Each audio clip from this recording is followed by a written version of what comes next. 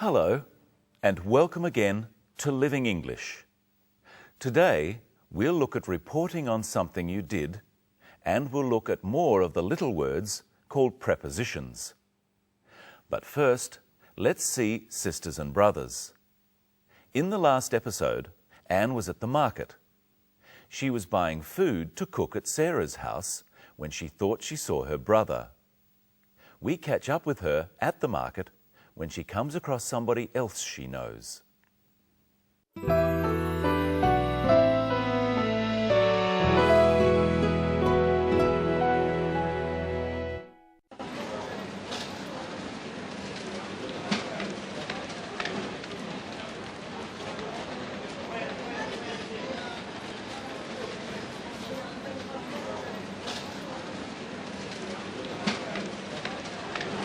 Sorry.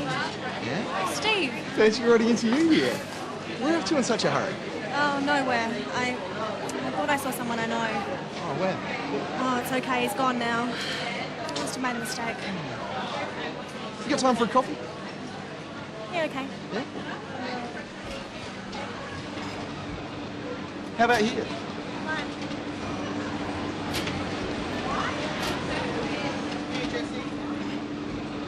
So what are you doing at the market?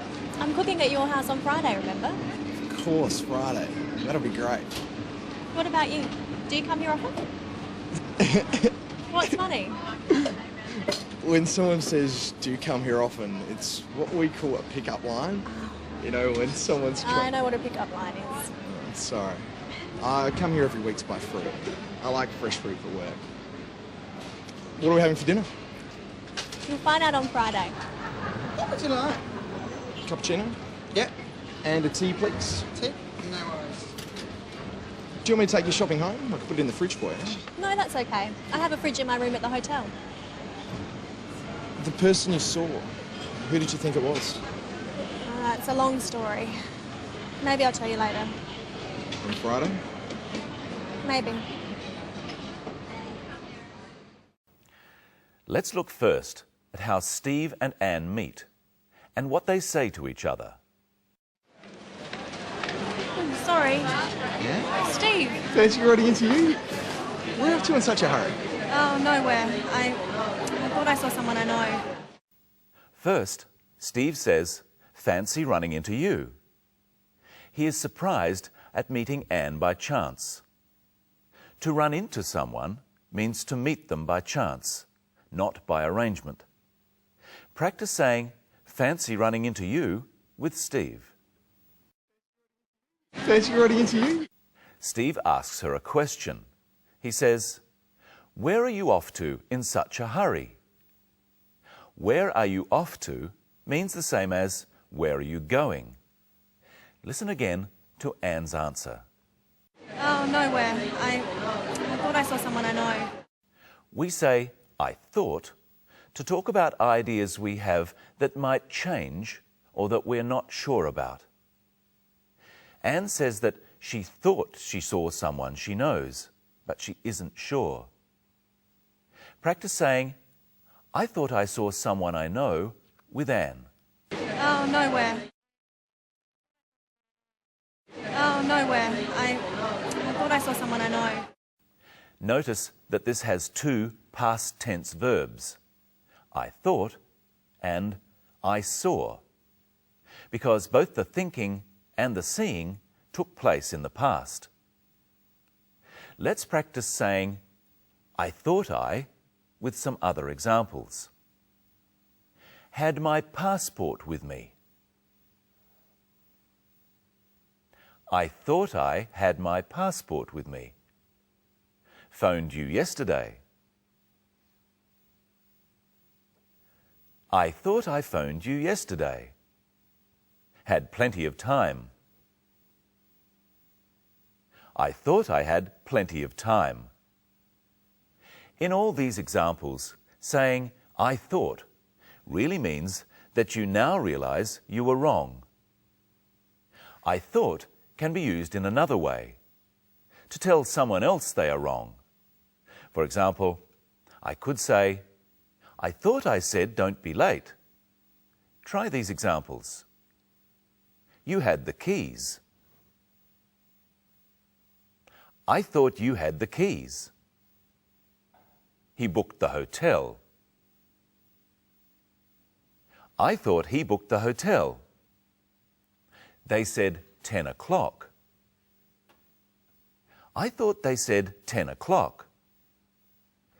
Later, Anne admits to Steve that she thinks she was wrong. Listen to what she says. I must have made a mistake. Must have is short for must have. Practice saying, I must have made a mistake with Anne. I must have made a mistake. Another way of saying this is, I must have been mistaken.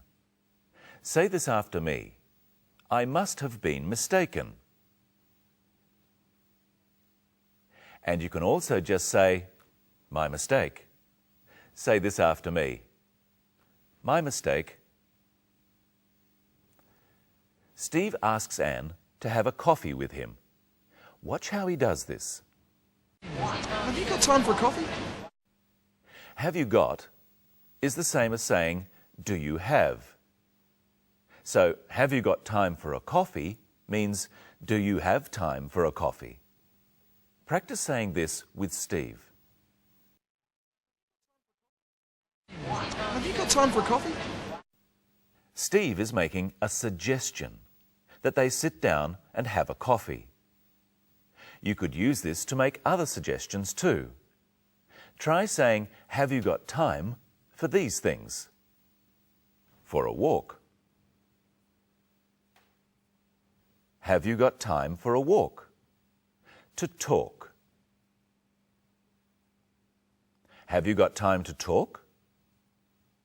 Look at another way Steve makes a suggestion. How about you? Fine.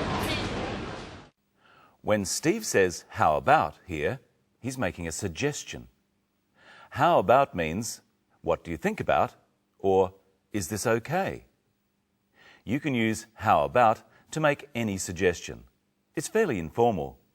Try these ones after me. How about going to the movies? How about a cup of coffee? So if you say, how about a cup of coffee to someone, it's the same as saying, let's have a cup of coffee. When Steve says, how about here, he means, let's sit here. And Anne agrees by saying, fine. Fine is the same as okay. Do you mind if I sit here? Oh, that's fine. Hello, Michelle. Hello, Brenton. Hello, everyone. Fancy seeing you here. Well, how are you? Well, all right, but I need to go to the dentist tomorrow, and I haven't got time. How come? Well, here's tomorrow on my diary. As you can see, it's fairly full. So where will you be at 10 o'clock? At the hairdresser's. I'll be there for 2 hours. Really? Where will you be at 1 o'clock? At the supermarket. I must get my shopping done. Where will you be at 3 o'clock? At the hospital. I must visit my aunt, who's very ill. You're right, you can't go to the dentist. I'm okay with that. Let's look at when we use at before names of places. First listen to Steve and Anne. So what are you doing at the market? I'm cooking at your house on Friday, remember? Steve asks Anne what she's doing at the market, and Anne reminds him she is going to cook dinner at his house. Why doesn't she say in the market and in the house? Sometimes you can use in, but we use at when we're talking about a place such as an address, a type of business, or a place outside. Say these ones after me. At home. At work. At the office. At school. At 23 Mitchell Street. At the bus stop. What about in? In can only refer to something which is enclosed. like a room. Yes. Or something which has an inside and an outside. So we always use in for cities or towns and countries. So we are in Australia. Yes, because we're not out of Australia. Repeat these after me. In Tokyo. In China.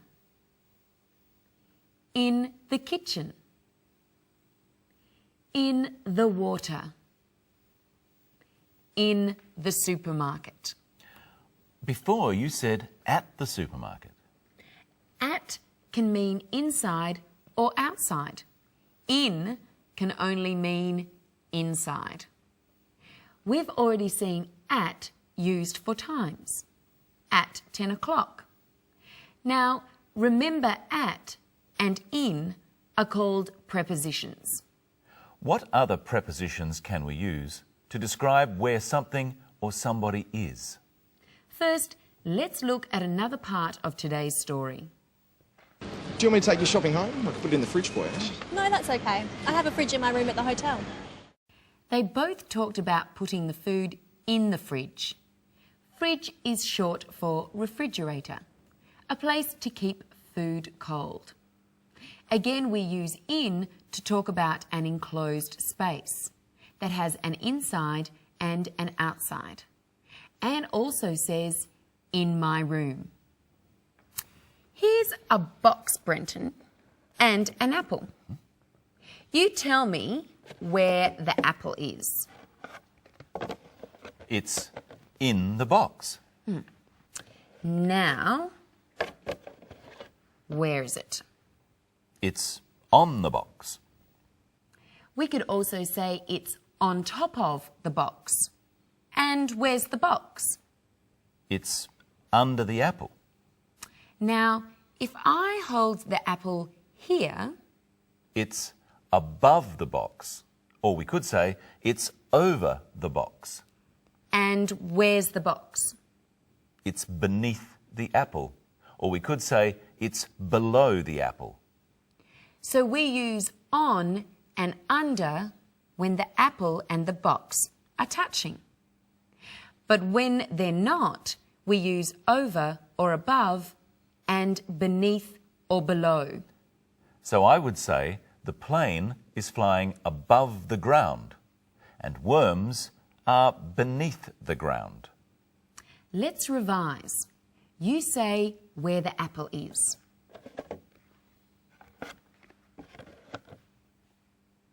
In the box.